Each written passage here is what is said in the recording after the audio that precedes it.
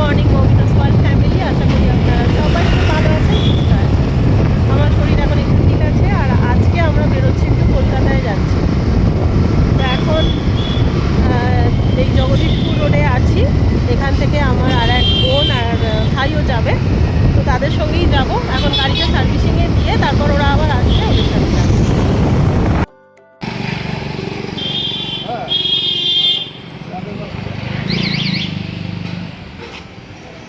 কাপড় আছে মনে হচ্ছে পাল্টাতে হবে।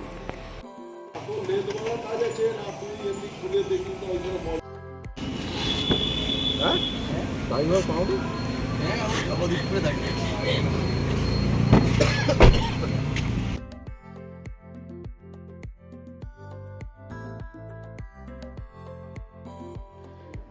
অভিক ভাই চলে এসেছে তার নিজের গাড়ি নিয়ে একদম আমাদেরকে পিক আপ করতে। আর আমরা এখান থেকে উঠে পড়েছি ওর গাড়িটা সার্ভিসিংয়ে দিয়ে।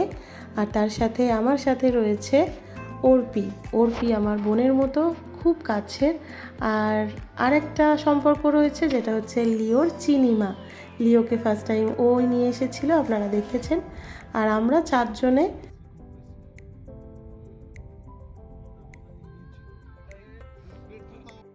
আজকে আমরা হঠাৎই বেরিয়ে পড়েছি স্প্ল্যানেডে গিয়ে কিছু টুকটাক কেনাকাটা করার জন্য। মেনলি ভাইয়ের কিছু কেনার রয়েছে, তো সেই কারণে আমরা বেরিয়ে পড়েছি। এসপ্ল্যানেড হলো মধ্য কলকাতার একটি অঞ্চল। এটি আক্ষরিক অর্থে এসপ্ল্যানেড নয়, কারণ এই অঞ্চলটি কোনো জলাশয়ের ধারে অবস্থিত নয়। যদিও হুগলি নদী এই অঞ্চলের কিছু দূরে দিয়েই প্রবাহিত হয়, এসপ্ল্যানেড শহরের কেন্দ্রস্থলে অবস্থিত। আমরা ধর্মতলায় এসে গেছি। আর চলুন, রাস্তা পেরিয়ে ওইদিকে যেতে হবে। তার আগে গাড়িটা পার্ক করার জন্য ভাই ড্রাইভার দাদাকে বলে দিয়েছেন। আর আজকে যাব মেনলি ভাইয়েরই জুতো কেনার জন্য এখানে আসা। হঠাৎ করেই কাল রাত্রিরে আমাদের ফোনে কথা হয়েছে।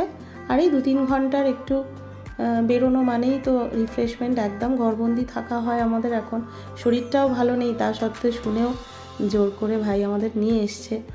আর যাই হোক, এই যে পুমার জুতো এখন দেখা হচ্ছে, দেখা যাক পছন্দ হলে নেওয়া হবে, না হলে এখানে তো অনেক স্টোর রুম রয়েছে, কোনো একটা জায়গা থেকে পছন্দ মতো করে নেওয়া যাবে। অভিক ভাই হচ্ছে অর্পির হাজব্যান্ড।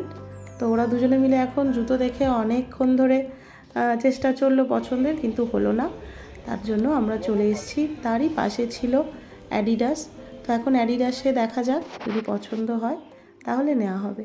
এই যে হোয়াইট কালারের জুতোটা দেখছেন, অনেক জুতো দেখার পর ওটাই পছন্দ হয়েছে, ভাই ওই জুতোটাই নিয়েছে।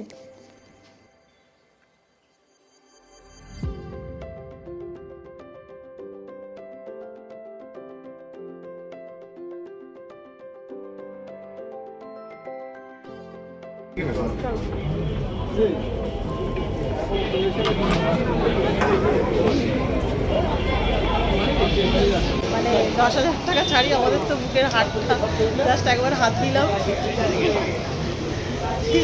কিনে। এই যে এখন যাচ্ছি, টুকটাক কিছু কেনাকাটা রয়েছে। জুতো কেনা হয়ে যাওয়ার পর নেক্সট আমরা চলে এসেছি ডাকব্যাগের দোকানে। ডাকব্যাগের এখানে অনেক রকমের ব্যাগ, ছাতা, জুতো, রেনকোট, অনেক কিছু রয়েছে। আর আমার হাজব্যান্ডের একটা রেনকোটের দরকার ছিল, ওর আগের রেনকোটটা প্রায় নষ্টই হয়ে গেছে। গাড়ি শুধু রাখতেই হবে দাদা, রং দেখতে সুন্দর ছাতা নিয়ে। কি দাম আছে?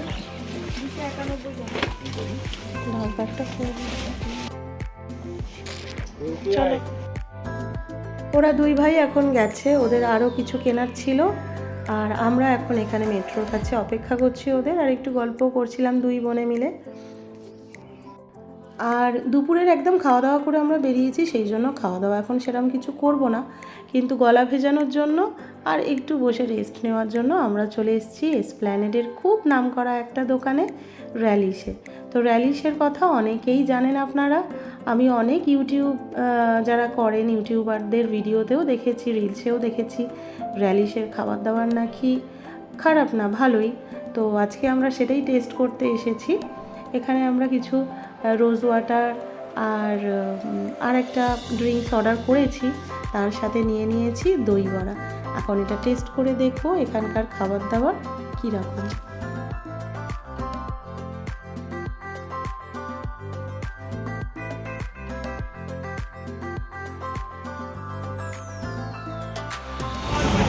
आराम से बैठ जाएगा। ভালো দেখতে। হ্যাঁ ढकना में लगेगा, ढकना में। কাটা হলে কিন্তু ফেরত দিয়ে যাবো বলে দিলাম।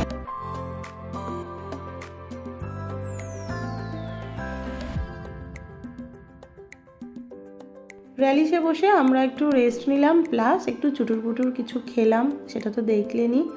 তো সেটা আর খুব একটা যে ভালো লেগেছে তা বলবো না, ড্রিঙ্কসগুলো আমার একদমই ভালো লাগেনি। দই বড়াটা ভালো লেগেছে, খেয়েছি আমরা। আর এখন একটু চলে এসেছি টুকটাক যদি কিছু কেনাকাটা করার থাকে সেগুলো একটু দেখার জন্য। আর এখানে আসলে তো জানেনই চোখ ধাঁধানো জিনিসপত্র বিক্রি হয়।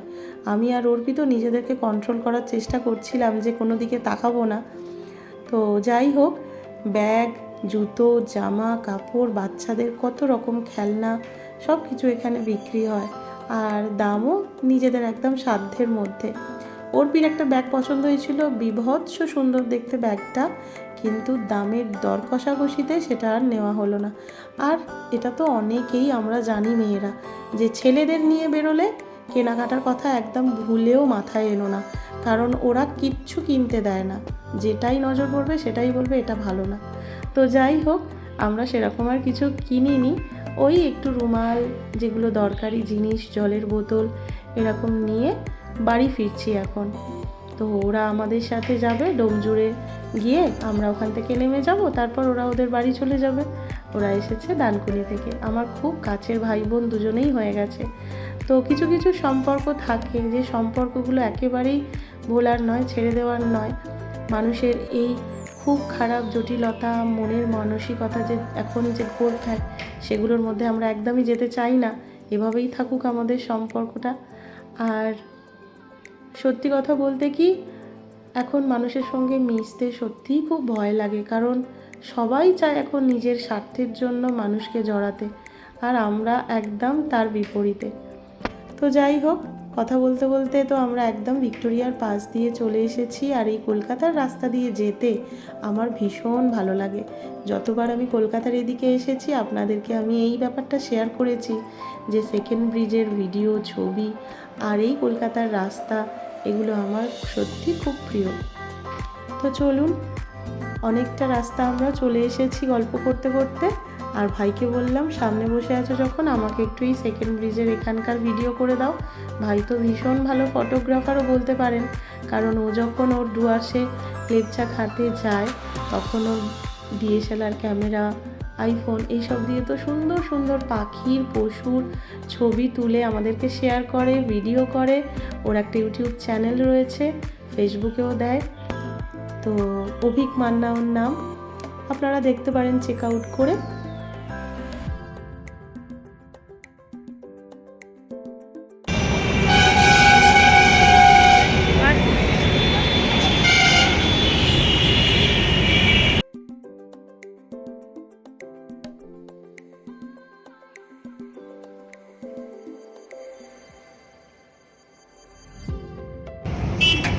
আমরা এখন বাঁকড়ায় এসেছি। বাঁকড়া এখানে ধাবায় নেমেছি, পেট্রোল পাম্পে গাড়ি রিফিউল হবে, আর আমরা একটু চা খাবো। চা খেয়ে তারপর আবার বাড়ি।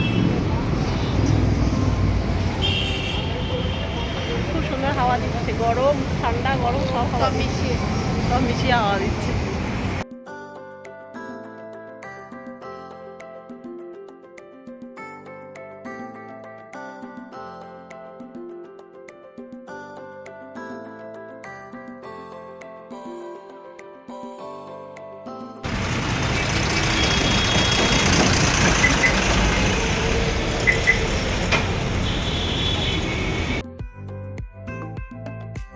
চলুন, চা খাওয়া হয়ে গেছে, এবার বাড়ি ফেরা যাক। বাড়ি ফেরার পথে, যাওয়ার পথে এখানে দেখলাম অনেক ফ্যামিলি নেমেছে চা খেতে, একটু রেস্ট নিতে। এই ধাবাগুলো না থাকলে হয়তো এই সুবিধাটা পাওয়াই যেত না, তাই না? এখান থেকে চা খেয়ে আর ড্রাইভার দাদাকেও কিছু টিফিন করিয়ে আমরা বেরিয়ে পড়লাম বাড়ির দিকে। আর আজকের এই বেরোনোটা, হঠাৎ করে এই বেরোনোটা যে কী ভালো লাগলো আপনাদের বলে বোঝাতে পারবো না। এইভাবে বেরোনো ছাড়া আমাদের হয়তো হয়ে ওঠে না। অনেক দিন আগে থেকে প্ল্যান করলে সত্যিই আমরা কোথাও বেরোতে পারি না। অনেক কিছু চিন্তাভাবনা করে, কারণ আমার যা বাড়ির পরিস্থিতি সবটাই আমাকে একাকে সামলাতে হয়, সেই কারণে আমি হঠাৎ করে কেউ কোথাও বেরোতে বললেই আমার গায়ে জ্বর এসে যায়। যাই হোক, আস্তে আস্তে এই জায়গাটাকে আমাকে কাটিয়ে উঠতে হবে। একদম ঘরকুনো হয়ে গেছি। আমার বোনেরাও আমাকে বলে এখন মাঝে মাঝে যে দিদি একটু বেরো। তো যাই হোক, পরিস্থিতি যখন যেরকম থাকবে সেরকমভাবেই মানিয়ে চলতে হবে। আর কথা বলতে বলতে চলে এসেছি একদম বাড়ির কাছে। এই যে টোটো থেকে নেমে বাড়ির পিছনের দিকে যে রাস্তাটা দিয়ে মুনিয়াকে নিয়ে ক্রিকেটে যেতাম, দেখেছেন আপনারা, ওই রাস্তা দিয়ে এখন বাড়ি ফিরছি। অনেকক্ষণ 4টে বাচ্চাকে দেখিনি, কি করছে গিয়ে শুধু সেটাই আমার দেখার রয়েছে। আর তার সাথে সাথে আজকের ব্লগটা এখানেই শেষ করছি। এই ঝটিকা সফর জার্নিটা আপনাদের কেমন লাগলো অবশ্যই কমেন্ট করে জানাবেন। আর আমার ব্লগে যারা নতুন তারা প্লিজ চ্যানেলটাকে সাবস্ক্রাইব করে আমার পাশে থাকবেন। তাহলে চলুন আজ আসি, দেখা হচ্ছে পরবর্তী একটা ব্লগের সঙ্গে। খুব ভালো থাকবেন, সুস্থ থাকবেন, আর এই গরমে, মারাত্মক গরমে অনেক অনেক করে জল খাবেন। ভালো থাকবেন, টাটা।